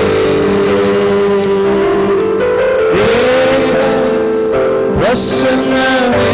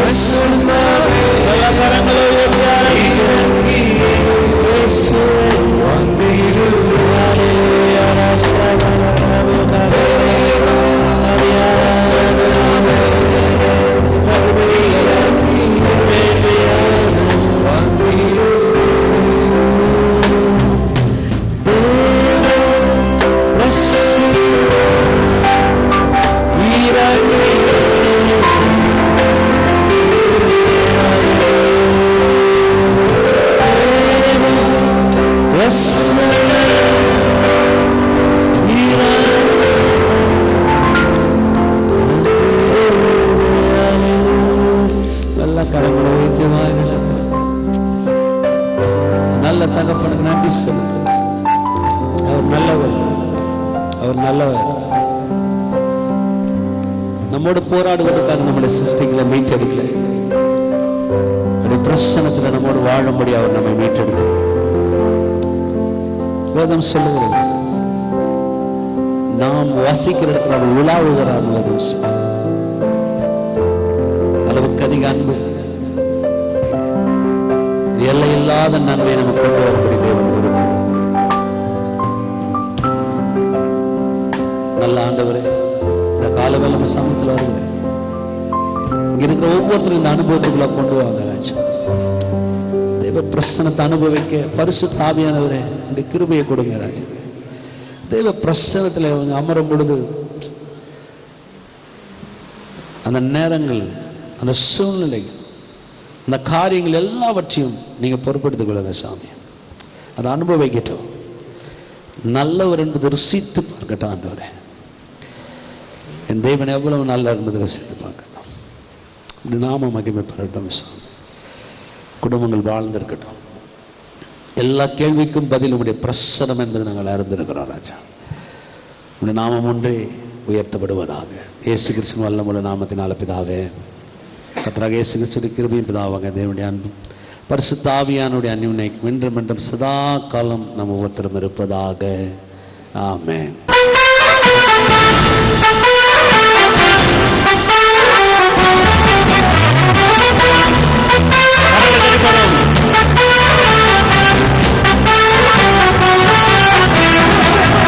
நம்பி வந்தேன், நான் வெட்கப்படல, என்னை கைவிடல.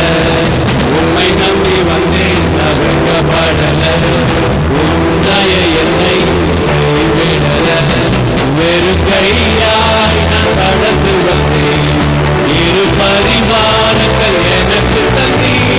வெறு கையாய் நான் கடந்து வந்தேன், இரு பரிவாரங்கள் எனக்கு தந்தி. எல்லோகே எல்லோகே எல்லோகே உம்மை துதிப்பேன். எல்லோகே எல்லோகே எல்லோகே உம்மை துதிப்பேன். எல்லோகே எல்லோகே எல்லோகே உம்மை துதிப்பேன். எல்லோகே எல்லோகே எல்லோகே உம்மை துதிப்பேன். ஹalleluya. கரங்கத்தின் தேவனையும் போட்டுவோம். ஹalleluya. கர்த்தர் நல்லவர், கர்த்தர் நல்லவர். அவர்களை ஆசீர்வதித்திருக்கிறார்.